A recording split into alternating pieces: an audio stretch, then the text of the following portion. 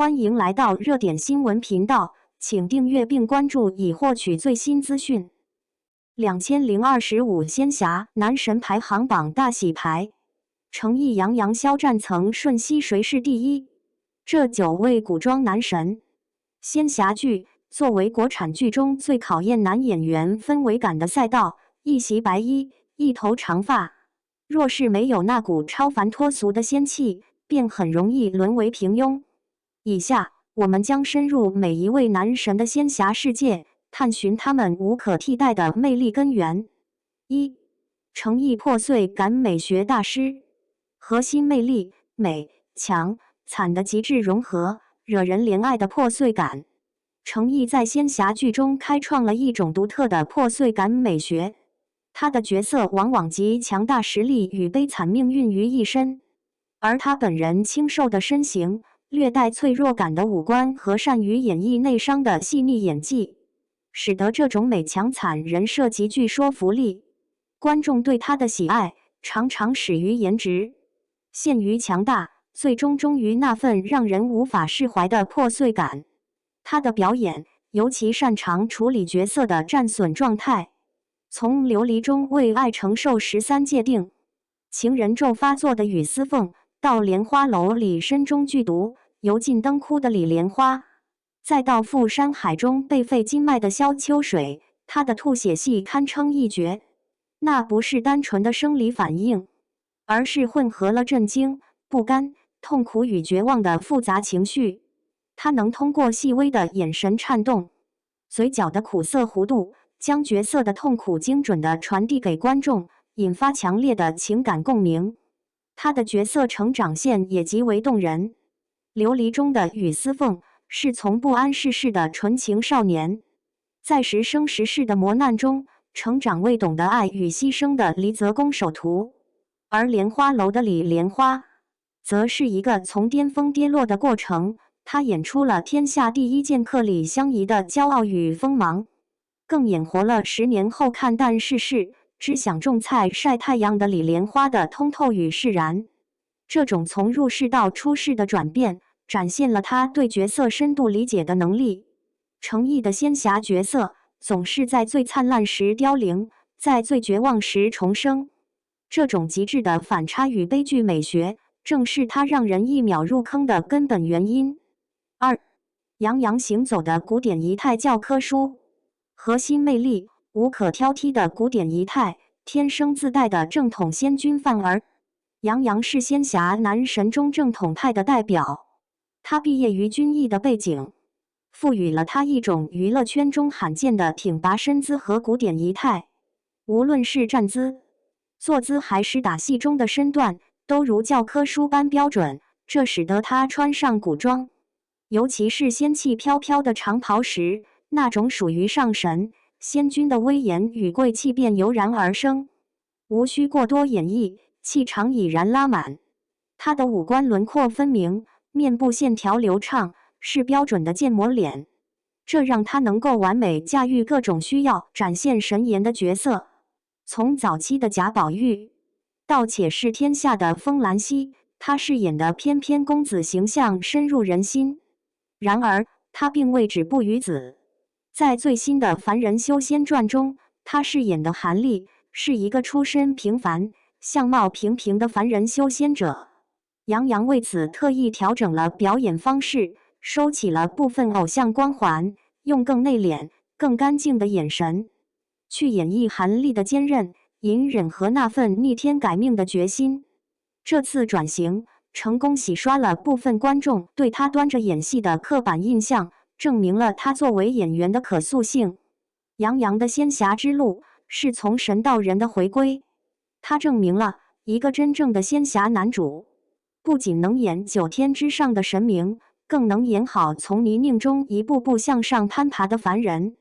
这份扎实的仪态功底与寻求突破的演员自觉，让他在仙侠剧领域始终保有一席之地。3. 肖战潇洒不羁的魔尊本尊，核心魅力亦正亦邪的少年气，充满灵性与野性的独特气质。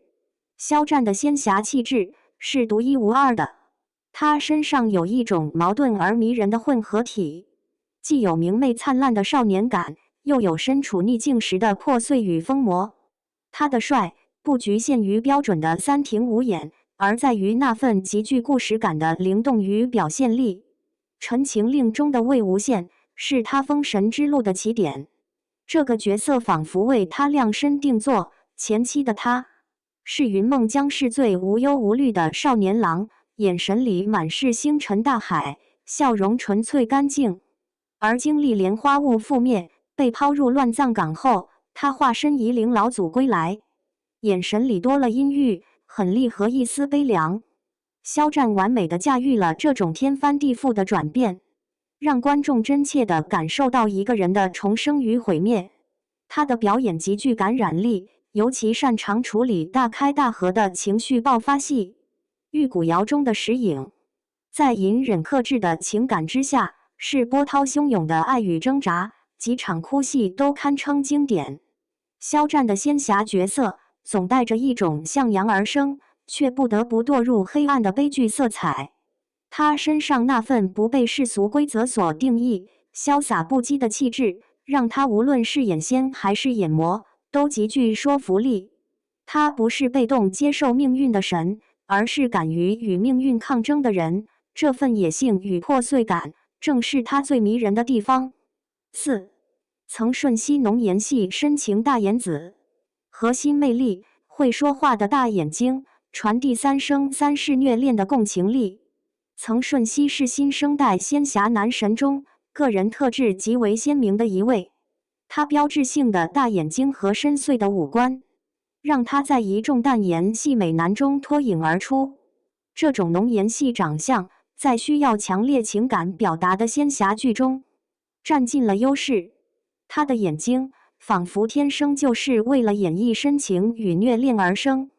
在《临江仙》中，他饰演的白酒司经历了与女主角三生三世的爱恨纠葛，这是一个极度考验演员对情感层次把握的角色，而曾舜晞几乎所有的情绪都通过他那双会说话的眼睛传递了出来。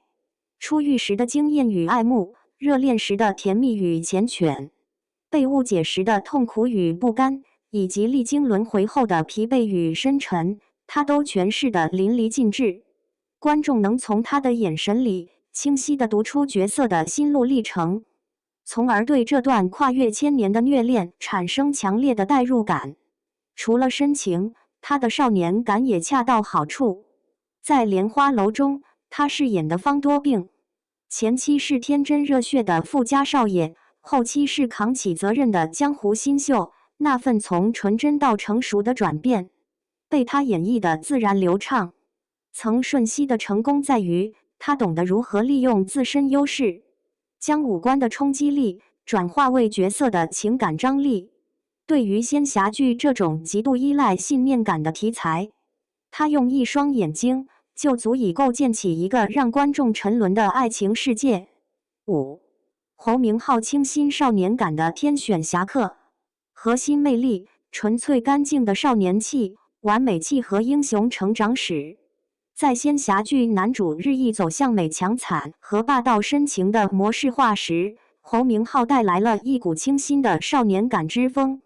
他的气质干净明亮，像夏日里的一阵清风，没有过多的苦大仇深，却充满了阳光与朝气。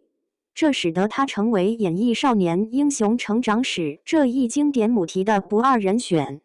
在《少年白马醉春风》中，他饰演的镇西侯府公子百里东君，前期是有些纨绔的少年，后期则成长为独当一面的大侠。侯明昊的表演精准地抓住了少年的核心特质，那份对江湖的向往，对侠义的纯粹信仰，以及在面对挫折时的迷茫与坚韧。他的打戏行云流水，充满了少年人的力量感，他的文戏则细腻真诚，能让你相信他就是那个愿意为朋友两肋插刀的热血少年。他的少年感并非简单的年轻，而是一种由内而外的纯粹气质。这种气质让他的角色即便身处复杂的江湖纷争，也能保有一份赤子之心。这在动辄黑化的仙侠剧世界里显得尤为珍贵。他证明了仙侠男神不一定都要背负血海深仇，清冷孤傲，也可以是明媚如光、温暖善良的少年英雄。6. 敖瑞鹏行走的荷尔蒙妖王，核心魅力：太平洋宽肩的压迫感，天生自带的王者气场。敖瑞鹏的出现打破了仙侠男神仙风道骨、清瘦飘逸的传统印象。他最出圈的标签太平洋宽肩以及高大挺拔的身形，赋予了他一种强烈的、充满力量感的荷尔蒙气息。这种体格上的优势，让他饰演那些需要强大气场的角色时，拥有天然的说服力。在白月泛星中，他饰演妖王泛月，这个角色需要展现的是身为一族之王的威严、霸气与不容置喙的掌控力。敖瑞鹏几乎是本色出演，他只需身着华服，静立在那里，那种属于上位者的压迫感便扑面而来。他的表演不是靠五官狰狞或台词嘶吼来体现强大，而是通过稳定的仪态和充满侵略性的眼神，让你相信他就是那个能让三界为之震动的妖族大神。他的这种特质填补了仙侠剧市场的一个空白。当大多数男演员都在追求仙气时，他带来了妖气和王气。他的存在证明了仙侠世界不仅有清冷的仙君，也应该有充满原始生命力和力量感的妖王。这种充满阳刚之气的男性魅力，在一众阴柔风格的仙侠男主中显得格外突出和受欢迎。7. 任嘉伦演技服人的实力派，核心魅力：千言万语尽在一双眼睛。任嘉伦是仙侠及古装剧领域一个非常特别的存在。单论五官，他或许不属于第一眼就惊为天人的类型，但只要他进入角色，你便会被他那双会开车的眼睛深深吸引。他的表演核心在于演技，他能通过眼神的细微变化传递出角色的万千心绪，真正做到了此时无声胜有声。在《锦衣之下》中，他饰演的陆毅，前期是冷酷无情的锦衣卫，眼神狠辣疏离；而在爱上女主后，他的眼神逐渐融化，充满了宠溺与温柔。这种前后期的变化，几乎全靠眼神来完成。而在无忧渡中，他饰演的捉妖师，内心充满了挣扎与矛盾。这种复杂性也同样体过他的眼神戏。他看女主的眼神，既有克制的爱意，又有因人妖殊途而产生的痛苦。任嘉伦的表演证明了仙侠男神的魅力可以超越外貌的限制，达到一个更深层次的境界。他让观众相信角色的灵魂是可以透过一双眼睛被看见的。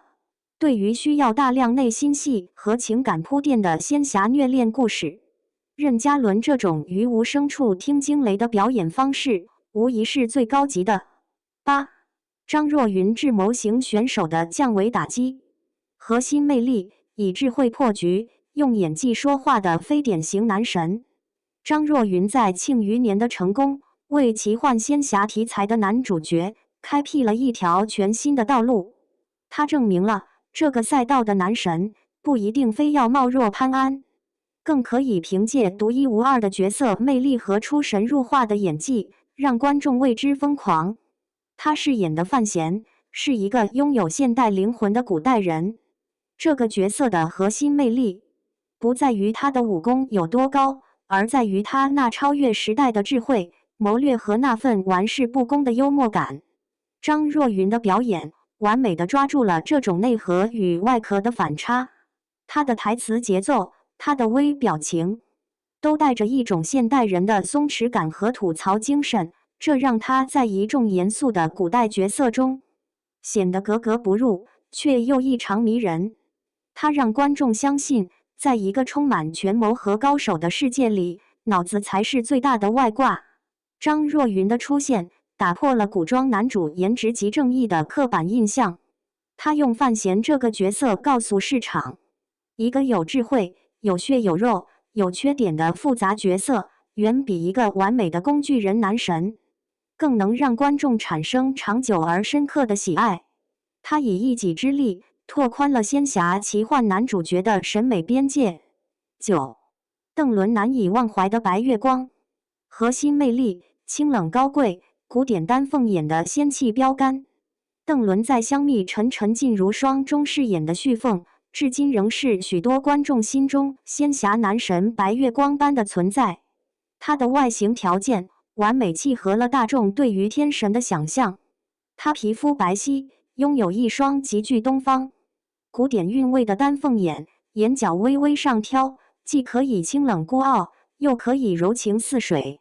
旭凤这个角色给了他极大的发挥空间。前期作为天界战神，他是骄傲的、炽热的，如同他的真身凤凰一般，光芒万丈。邓伦的表演精准地传达了这份属于神明的贵气与骄傲。而在被锦觅误杀、堕入魔界之后，他又演出了角色的痛苦、怨恨与挣扎。成为魔尊的他，眼神里多了几分阴郁和破碎感，与前期形成了强烈的反差。邓伦的成功在于，他不仅演出了旭凤的神性，更演出了他的人性。他让观众看到了一个天神是如何在爱情的漩涡中尝尽了凡人才有的悲欢离合。他所塑造的旭凤，至今仍是仙侠剧男主角中关于清冷、高贵与深情的最佳范本之一，是后来者难以轻易超越的经典。